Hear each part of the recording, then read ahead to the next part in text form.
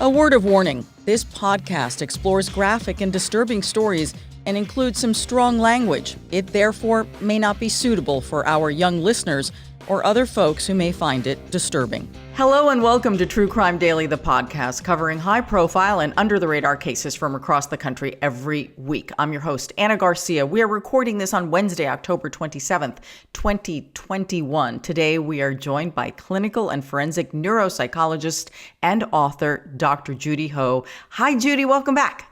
Hi, Anna. It's always great to be here with you. Oh, we're always so thrilled to have you here. You are one of our favorites, of course. We say that to everybody, but we don't want to hurt anybody's feelings, but you really are one of our favorites.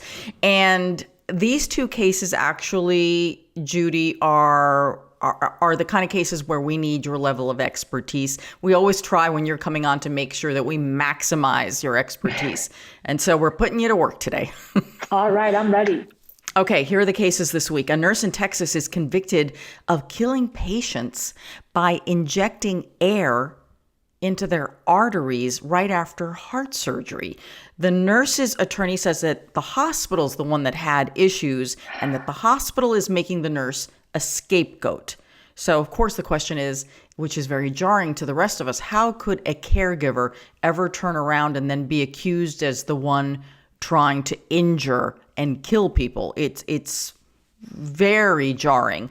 And the nurse is now facing the death penalty. But first, a social media star is accused of shooting and killing a friend during a drunken night in Houston. But her arrest was somehow kept from the public for months. I don't know how you can live your life so publicly and yet have this case be buried. This, to me, is the most fascinating and suspicious part of this, although there are many suspicious things here.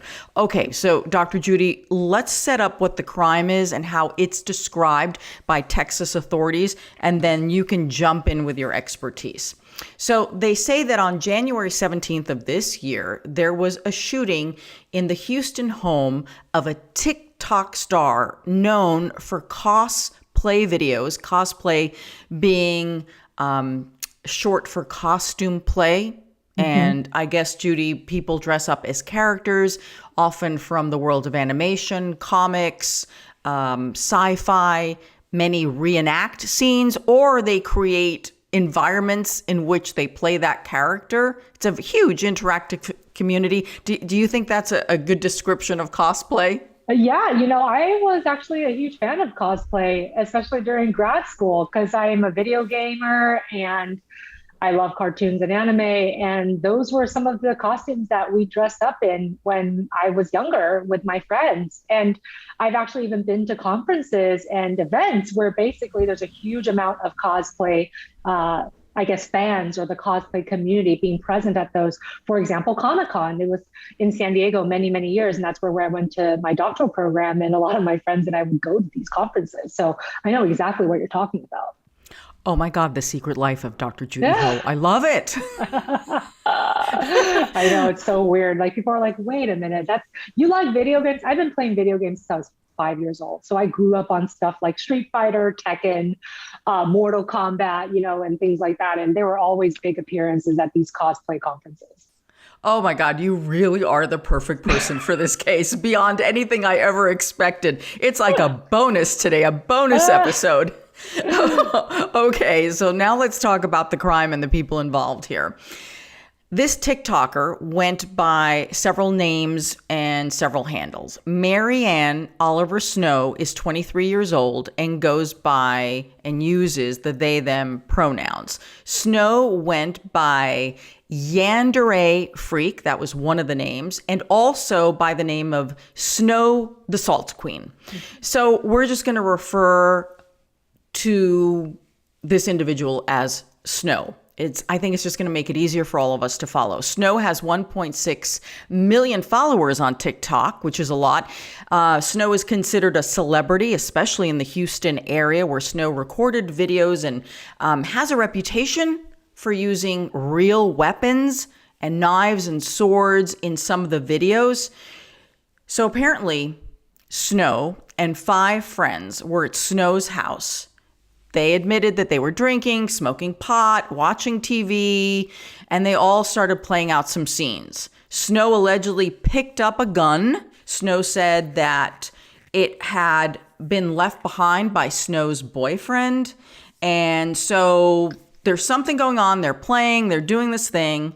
And then Snow points the gun at the head of one of Snow's friends, pulls the trigger, killing 19-year-old Helen Hastings, who was a student at Oberlin College. So part of the mystery here is, well, first of all, this is a loaded gun, and we see this play out an awful lot where people play with loaded guns, and this is the absolute worst thing that can happen. So that's part of it. We see this level of violence.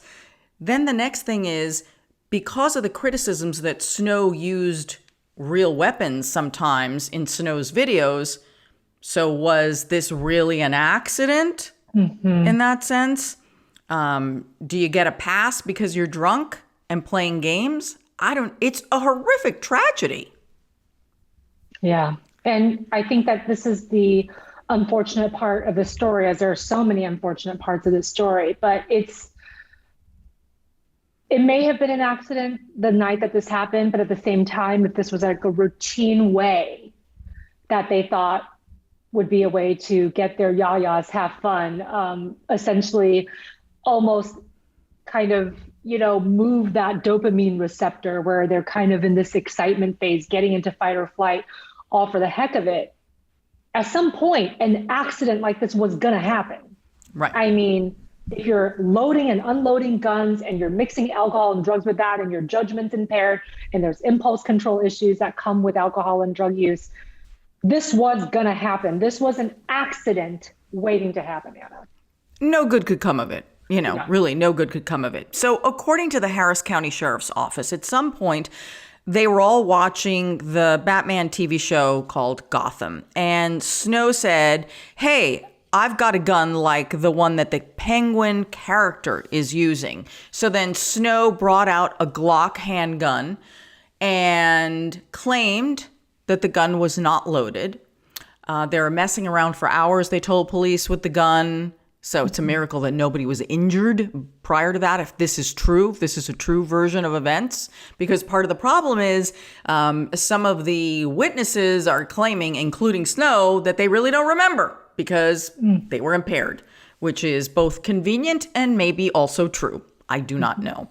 Okay, so then when Snow points the gun, Snow tells police that it was Helen who asked that she put the gun to her head and be shot like the show, so that they were watching. I don't know if that's true, but the sad thing is that Helen was shot in the head, is sent to the hospital immediately via ambulance, is put on life support, and then dies about 2 days later. It's a horrific, horrific tragedy. Here's where, how I say, I don't understand how this happens in January and we only find out about it in September and now everyone's talking about it in October. Here's the part that gets me. Okay, so Helen, this young woman with the rest of her life ahead of her, the college, Oberlin College, sends an email and notifies all the students that she has passed. But the university doesn't say how she's died. So many of her friends and just, fellow classmates believe that she's killed herself. And so that's kind of the narrative that many are operating under. Right. Then what we don't know is that apparently Snow is indicted on second-degree felony manslaughter charges in April. So this happens in January. Mm-hmm. Someone dies during, this playing around, and it's nowhere on social media. Like, how is that possible? Right. How is it kept such a secret? It's amazing, especially because, as you mentioned, Anna, she has 1.6 million followers. And Snow was very active on social media. This was not somebody who only posted once every week or 2 weeks. Snow was always on social media and continuing to pose in in their cosplay costumes and essentially still reenacting some of these seemingly dangerous acts on social media all across this time.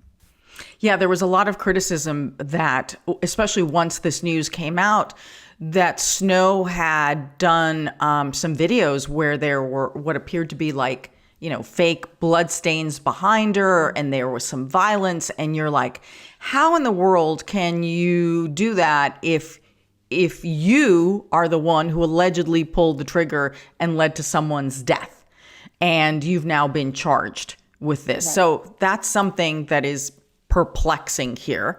So, here's what also is interesting. So she is indicted, right? And so then in April, she's indicted, and then she's free on bond. But there are conditions. She has curfews. Snow has curfews, and Snow has conditions about not only the time that Snow needs to be home, but also drug testing and a few other restrictions. Turns out that Snow reportedly violated those conditions by going to an anime convention in Houston in July. So apparently that's probably when things started to become maybe more public, because now there are more and more court appearances and judgments against you. So the whole social media part of this, the story explodes in September. And again, I don't know how someone who lives a life so prominently can somehow skate under this. Could it be all the multiple names that maybe the reporters covering this have no idea that this person is such a TikToker and is such a celebrity? Is that a possibility? I mean, possibly, although I would say that if I'm just putting my mindset in the mindset of Snow's attorneys, and I've seen in both criminal and civil cases where social media posts become evidence during trials. It's just so easy. And even if you go and delete them afterwards, somebody saved those posts, right?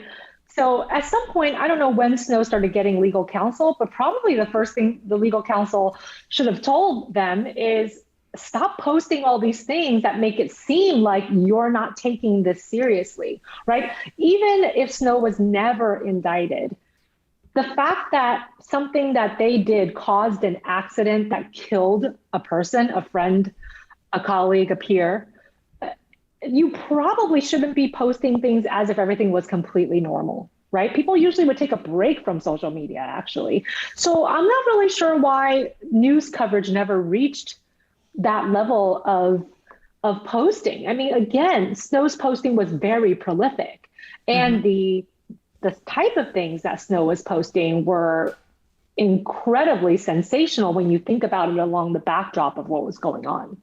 And Snow's received a lot of criticism from the cosplay community and fans that are very upset about this, because there has been a human life that has been lost in all of this. And that's not really part of what this is. So it's not surprising, and maybe Snow realized that there would have been a lot of backlash. It's really unclear, and I want to talk to you more about what's going on maybe in her mind. I do want to share a quote from Rolling Stone magazine. Snow's attorney said that his client was, quote, incredibly remorseful about what took place. The attorney claims that Snow's family members didn't even know about Helen's death or Snow's involvement until last month, until the story broke. How is that possible that no one knew this? Someone had to bail Snow out. This is the strangest thing I've ever heard. Right. That doesn't make any sense. No, it doesn't make any sense. Police reports, interrogations, investigations, something, right? And Snow's family never heard about it? Right. That doesn't make any sense to me. No, in fact, because it doesn't make any sense, I always say this, then it's probably, I'm going to venture to say, may not be true, because it just is so illogical. Okay. Now, the attorney also says this to Rolling Stone. The trauma led Snow to basically just shut down internally and not discuss this with anyone except the people they lived with. They didn't know how to deal with it. What we know for sure is if they did not receive any psychological help or counseling for this incident, so the attorney doesn't believe that Snow's received any counseling, which again, I would say, are you crazy? You have to have some, this is a traumatic experience. So do you believe that this is what's happened, that Snow, who is who's accused here of manslaughter, doesn't remember anything, has shut down, and like, what the heck's going on here? Well, trauma can lead to people reacting in a lot of different ways. And I know that maybe some people who are listening or watching right now are thinking, oh, Snow's the one who's traumatized. What about the person who died and their family? I get it. But at the same time, there was a big witness to a violence that none of them expected that night. And there is sometimes trauma related to being the person who witnesses any kind of violence, any kind of death, even if you were responsible for it, accident or not. What doesn't make sense and what I'm fearful of is that I have not seen any providers come forward and say, I'm the one who's treating Snow, or Snow has permission, so Snow has given me permission to talk about this, or even Snow saying it themselves, that they were actually diagnosed with this dissociative identity disorder where there was a lot of different identities in play. I'm worried that if it is not a bona fide condition that Snow has, that this is going to be part of their defense, which is, well, one of my alter egos was the one that was there that night who shot Helen. And I, the main personality of Snow, has no idea about how or when that happened and didn't even know about it for weeks. I do want to ask you about this DID, dissociative identity disorder. There's a lot of talk, especially in the cosplay community, that some people get so involved in these characters to some degree that the role playing goes beyond, and they actually assume that entire personality. Can you elaborate on what any of this means? Absolutely. And this whole piece of this story, the dissociative identity disorder piece, is really, really fascinating, because dissociative identity disorder has been named something else in the past that made it even more sensational. Years ago, in the DSM, which is our diagnostic manual for psychologists and psychiatrists, it was called multiple personality disorder. Now think a little bit about that and how sensational that sounds. And so they changed the name to dissociative identity disorder, but there is a long history of people feigning having multiple personality disorder or dissociative identity disorder in order to escape all kinds of responsibilities.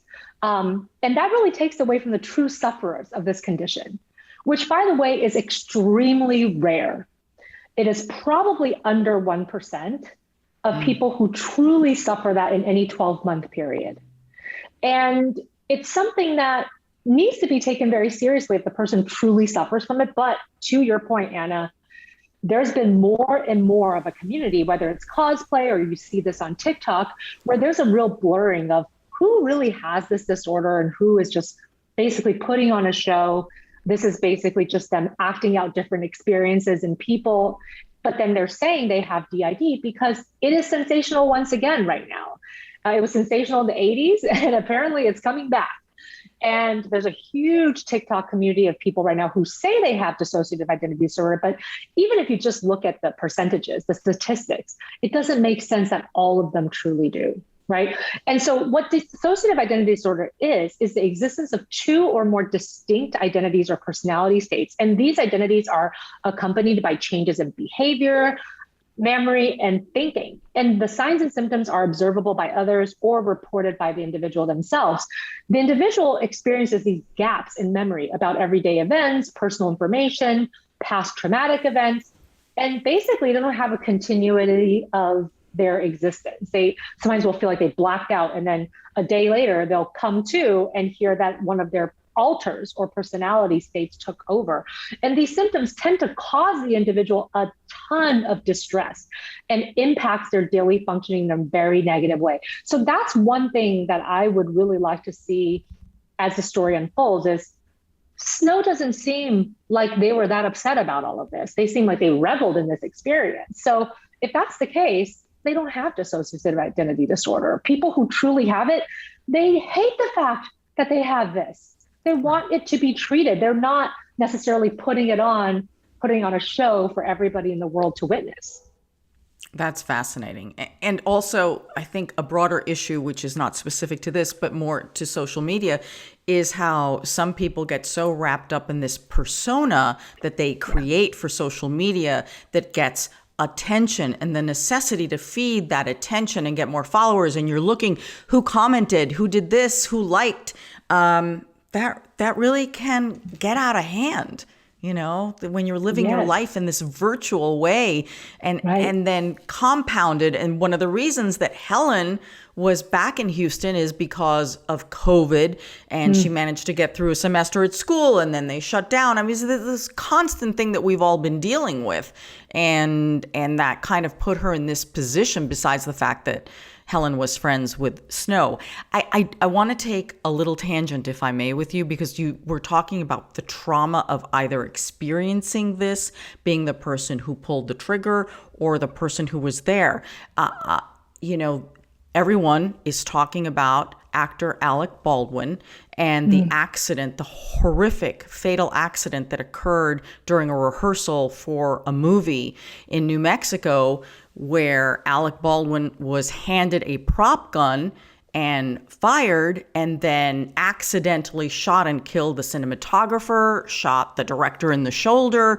And as of this morning, the prosecutor in the case is saying that this is a criminal investigation and there may be criminal charges, not suggesting that it's going to be Alec Baldwin, but that the shooting is being investigated. And the only reason I bring this up is because we have a little bit of a similar scenario here except of course in Houston with Snow, there were no boundaries in the sense of prop masters and all of that. What's your take on that and the trauma that this has caused?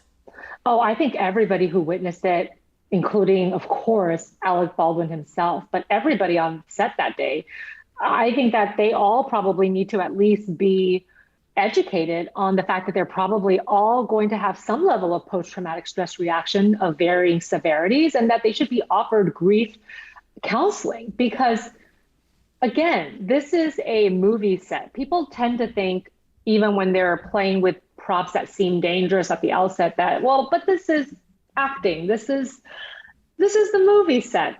Nothing bad is going to happen. But of course, and sadly, Anna, this is not the first time that a prop gun has taken the life of a person. Yeah. We've seen that historically in other movies and movie productions as well. I was thinking about The Crow and how that happened on that set as well, among others. And I think that everybody there is going to have some kind of reaction to this, trying to block it out, having distressing recurring nightmares, or just thoughts or memories that just pop into their head when they don't want it to. Sometimes people will try to deal with that by doing things like drinking more or doing drugs to try to temporarily block out these memories. And a lot of times people will have difficulty sleeping, concentrating, doing anything else. They'll blame themselves. Well, what could I have done? Is there something else that I should have been doing? They'll run these scenarios over and over in their heads. Now, when individuals do that, you wouldn't think that at the same time they'd also be posting on TikTok That's things the that big might difference. look like reenactments of the trauma you experience. And I think that is something that Snow is going to have to contend with and explain as this investigation goes further. Why would Snow do it this way? Is Snow going to argue, well, this is me processing my trauma?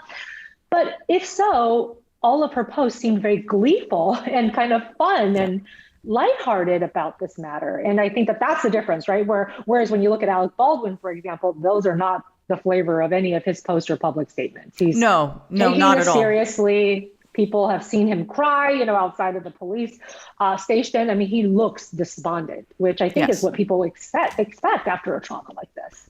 Exactly. But it was so hard to have this conversation and not include that in Yeah. the broader discussion, just because of what's going on. One is an amateur video, one is professional, but it's just like there are Yeah. just a few similarities. So Snow is charged with felony manslaughter. Snow is expected to appear in court this week to finally enter a plea. No one else is charged in this case. Now, just a little bit more about Helen, the victim here. So obviously, Helen's parents are absolutely distraught. They are prominent scientists in Texas, and they don't believe that their daughter would have ever asked to be shot in the head for any kind of role-playing, cosplay, whatever was going on. So they are especially upset that Snow carried on as if nothing happened. And that's part of the continued disrespect for life. That's how I view it. That's how I view it. Where is the sense of apology? Where is the sense of I am sorry? So we're not seeing this at all. We're not seeing this, and I find that kind of disturbing. Here's what's interesting, though. Helen's mother has told news organizations that she does not want Snow to go to prison for this. Wow. I don't know. Yeah, it's very interesting, isn't it? Yeah. I don't know what that's about. And again, this is a quote from a news organization, so it could be incorrect, or she certainly has a right to change her mind. But that's where we are in this case. We'll see what the plea is and where this case goes. It's very interesting, very complicated, with multiple, so much going on, virtual, real. It's just, sometimes it gets so blurred. Right. It does. And I think that, again, if somebody truly has dissociative identity disorder, there's certain mitigating factors that the court system will consider. Does this person need treatment? Is that going to be part of their sentencing? Should we consider that? And if this person can be rehabilitated, should they be allowed things like parole, early release, all types of adjustments? But I also, again, just caution about the fact that throughout history, people have malingered. They have pretended to have certain mental health conditions in order to escape prison sentences, in order to escape harsher sentences. It doesn't mean that they're successful, but they try. And I really just hope, for the sake of just the mental health community, people who truly suffer from dissociative identity disorder, that if that's truly what's happening here, then I hope Snow gets the help that they need. But if it's not, then I really hope that they don't end up contributing more to this already highly stigmatized and often misunderstood condition. Because something that's really interesting is that people who truly have DID, they're more likely to be victims of violent crimes than the ones who perpetrate it. And the fact that Snow listed all of the alter egos and kind of made it a really big show online, those are the kind of things that get me thinking, well, did Snow really have this condition, or is this just kind of that whole putting on different personas and having fun with that, particularly because a lot of these personas tend to be more evil or angry or violent personas to begin with? So is that more just her or their thought process of, oh, this is a fun reenactment for me pretending to be villains? I don't know. It's terribly sad. No matter how you look at it, it's terribly, terribly sad. So we will watch this case because it's a fascinating one. Our next case is also out of Texas and very disturbing because it involves a hospital nurse accused of deliberately killing patients in his care. It's just so disturbing. This Texas nurse is accused of killing 4 patients with something called air injections. 37-year-old William Davis has been found guilty of 4 counts of capital murder for killing 4 patients who were all recovering from heart surgery. And the manner of death was to inject air into the arteries, which then caused and mimicked symptoms that were kind of stroke-like, but ultimately led to the premature death of these patients. Prosecutors are asking for the death penalty. William Davis is accused of injecting those air bubbles into the arteries of patients during 2017 and 2018. It happened at a hospital in Tyler, Texas, which is about an hour and a half east of Dallas. The 4 victims, all men, died suffering from something called unexplained neurological problems. It's a catch-all. As we Hmm. know, medicine is not a perfect science, even with diagnoses. So that is how it was listed. A pulmonologist testified in this case about how when you inject an air bubble into the arterial brain system, it causes brain injury and then death. And it was through brain scans that they were able to figure out what the injury was. Now, Davis's attorney claims that Davis is the scapegoat here and was charged because Davis happened to be on duty each time. Okay, well, happened to be on duty each time, but true. I mean, there are a lot of nurses rotating. I get that. Anyway, the prosecutor didn't buy it. The prosecutor said that the nurse actually enjoyed doing this. Judy, what's your thought here? Because this is a very bizarre way to kill someone. Yeah, I think that at first glance, Anna, it would cause most people to think you committed to a career of taking care of people, getting them back to health, and you're a serial killer? That doesn't make any sense. But actually, the weird thing and the sad thing is many serial killers adopt roles that gets them access and opportunity to kill as many people as possible. And there has been historically a whole slew of doctors and nurses and caregivers who use their specific role where people are off their guard.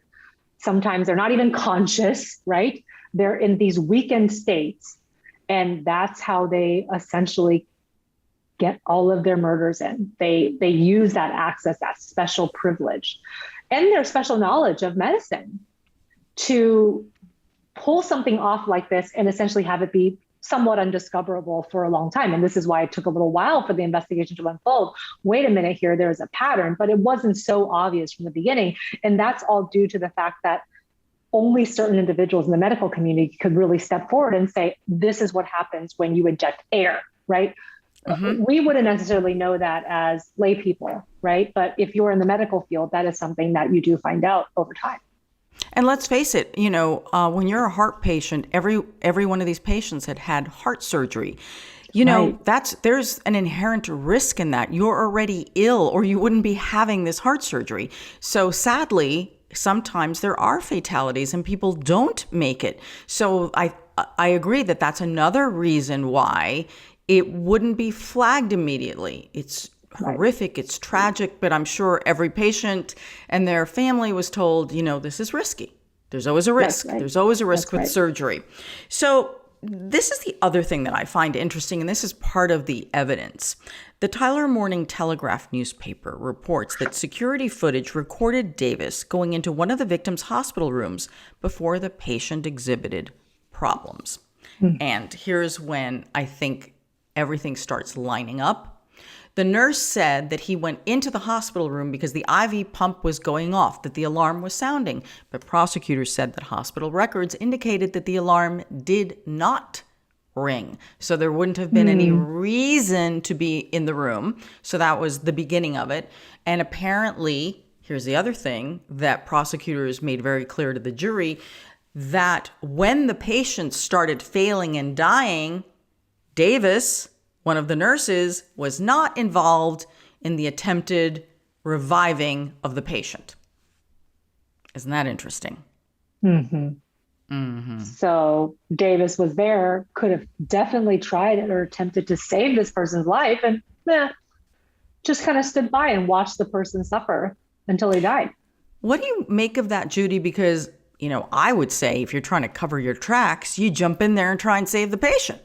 Right. And I think that unfortunately with some serial killers, they are so motivated and so essentially addicted to that feeling of seeing somebody die and feeling like that's a powerful experience, and sadly enjoying seeing someone suffer, that he may have not able to help himself and actually think about self-preservation at that moment, and was just essentially getting off on the experience. I wish I had a better way to put it, but when you think about these serial killers, when you hear their confessionals, they admit that they like seeing that, especially like they like seeing the suffering up close, that it makes them feel powerful, like they're God.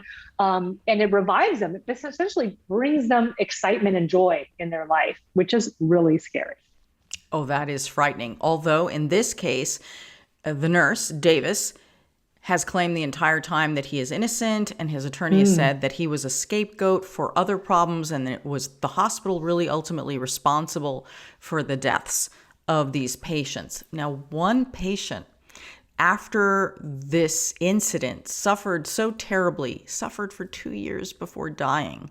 That is just, it's just horrific. I mean, it's all, no matter what, it's horrific whether you die instantly or you die over a grueling 2-year period. It is tragic for the individual and the family and friends of these patients. But gosh, that just sounds horrible. Now, Davis was initially fired from the hospital in February of 2018.